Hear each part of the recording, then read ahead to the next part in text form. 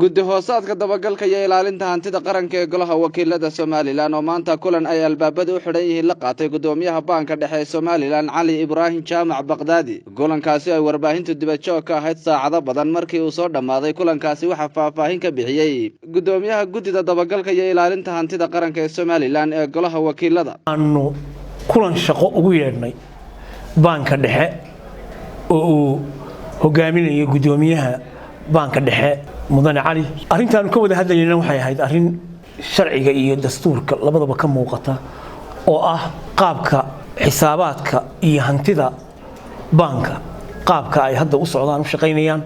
aad iyo aad waxaan ugu mahadcelinayaa gudoomiyaha banka agaasimaha guud iyo saraakiisha kale ee banka ee garabkayga hadda taagan oo dhammaantood si faahfaahsan oo daahfuran oo muuqata nooga jawaabay su'aalihii aanu ka qabnay arrimaha xisaabaadka iyo hantida. dhinaca kale gudoomiyaha banka dhexe Soomaaliland Cali Ibrahim Jaamac Baqdaadi ayaa ka hadlay waxyaabihii u muhiimsanaa ay ka wada hadleen guddida dabagalka iyo ilaalinta hantida qaranka Soomaaliland ee golaha wakiilada. banka oo ku socdo oo ku saabsan xagga kobcinta dhaqaalaha aad iyo aad baanu isu wareysanay su'aalihii ayna wadiin oo dhan waanu uga jawaabnay iyaga qudhadana xog waran kale ayayna siiyeen.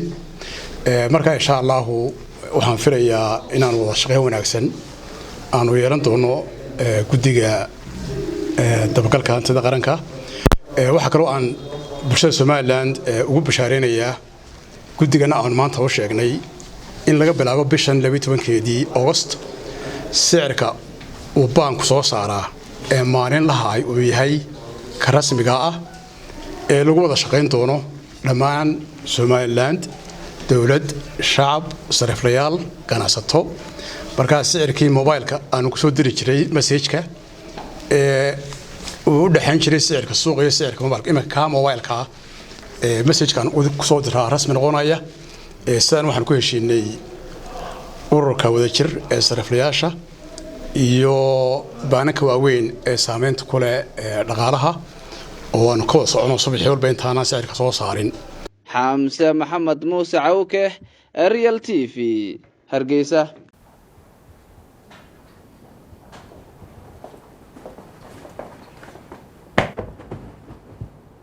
waar saaxib maxaad noo kicisay riyo wanaagsan baan ku riyooday shirkadii Telesom oo soo kordhisay adeeg la yiraahdo kaafiye oo aad $7 bisha oo dhan ku hadlayso kumaad riyoon ee waa run hadal oo ku hadal bishii oo dhan $7 oo kaliya ku darso fariin kasta oo aad dirtaana waa ku bilaash isticmaal shabakadda ugu ballaaran geyga Soomaaliland tayo waa Telesom